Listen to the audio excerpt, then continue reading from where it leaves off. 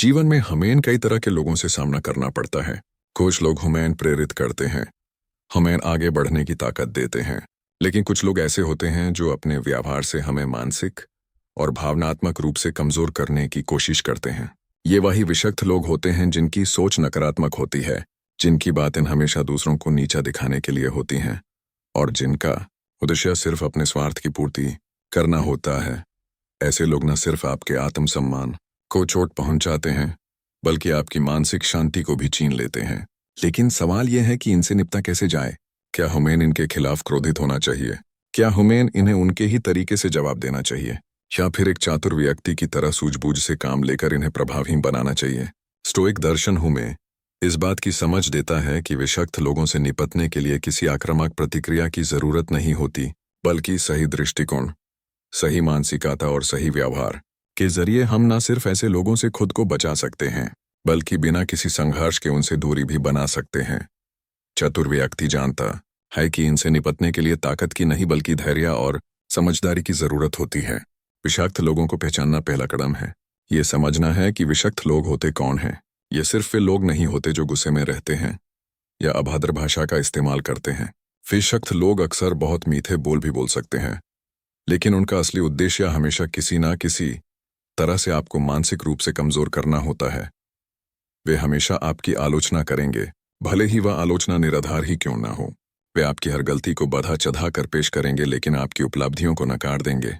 वे आपको भावनात्मक रूप से अस्थिर करने की कोशिश करेंगे ताकि आप अपना आत्मविश्वास खो दें। चातुर व्यक्ति इन संकेतन को पहचान लेता है। धैर्य और संयम बनाए रखना स्टोइक दर्शन हमें सिखाता है कि किसी भी स्थिति में हमें अपनी प्रतिक्रिया को नियंत्रित रखना चाहिए। विषक्त लोग अक्सर हमें भटकाने की कोशिश करते हैं ताकि हम गुस्से में आकर कुछ ऐसा कह दें या कर दें जिसका फायदा वे उठा सकें। लेकिन एक चातुर व्यक्ति इस जाल में नहीं फंसता। वो जानता है कि किसी भी परिस्थिति में शांत रहना ही सबसे बड़ा हथियार है। जब कोई विषाक्त व्यक्ति आपको भटकाने की कोशिश करे, तो अपने आप से एक प्रश्न पूछिए, क्या यह व्यक्ति वास्तव में मेरे समय और ऊर्जा के योग्य है? क्या इसका कोई प्रभाव मेरे जीवन पर पड़ना चाहिए? अगर जवाब नहीं है तो शांत रहें और प्रतिक्रिया देने से बचें। स्टोइक दर्शन कहता है कि हम सिर्फ उन्हीं चीजों पर ध्यान दें जो हमारे नियंत्रण में है। दूरी बनाए रखना और सीमाएं तय करना। विषक्त लोगों से निपटने का सबसे प्रभावी तरीका है दूरी बनाए रखना। चातुर व्यक्ति जानता है कि हर किसी के साथ घुलना मिलना जरूरी नहीं होता। खुद को मानसिक रूप से मजबूत बनाना विषक्त लोगों से निपटने के लिए सबसे महत्वपूर्ण चीज है। खुद को मानसिक रूप से इतना मजबूत बनाना कि उनकी नकारात्मकता आपको प्रभावित ही ना कर सके। स्टोइक दर्शन में कहा गया है कि आपकी मानसिकता ही आपकी सबसे बड़ी ढाल होती है। मार्कस ऑरेलियस ने कहा था, आपकी आत्मा को कोई नुकसान नहीं पहुंचा सकता जब तक आप खुद उसे नुकसान पहुंचाने की अनुमति न दें। व्यर्थ की बहस से बचना। विषक्त लोग अक्सर तर्क वितर्क और बहस करने की कोशिश करते हैं, लेकिन चतुर व्यक्ति जानता है कि हर बहस में पड़ना जरूरी नहीं होता। स्टोइक दर्शन हमें सिखाता है कि मूर्ख लोगों से बहस करना समय की बर्बादी है।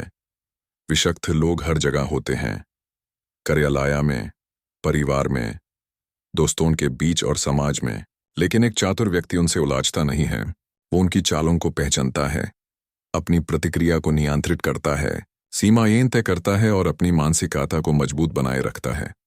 स्टोइक दर्शन हमें सिखाता है कि हम सिर्फ उन्हीं चीजों पर ध्यान दें जो हमारे नियंत्रण में हैं, और विषक्त लोगों का व्यवहार हमारे नियंत्रण में नहीं है, लेकिन हम अपनी प्रतिक्रिया को नियंत्रित कर सकते हैं। हम उन्हें नजरअंदाज कर सकते हैं और सबसे महत्वपूर्ण, हम खुद को उनके प्रभाव से बचा सकते हैं। तो अगली बार जब कोई विषक्त व्यक्ति आपको भटकाने की कोशिश करे तो याद रखें, आपके पास दो विकल्प हैं। या तो आप उनकी चाल में फंस जाएं और अपना धैर्य खो दें, या फिर एक चतुर व्यक्ति की तरह संयम रखते हुए उनसे बिना कोई संघर्ष किए आगे बढ़ जाएं। अगर आपको ये वीडियो पसंद आया हो और आप ऐसे ही और वीडियो देखना चाहते हैं तो चैनल को सब्सक्राइब करें और बेल आइकॉन दबाएं ताकि आप कोई भी नया वीडियो मिस ना करें। धन्यवाद।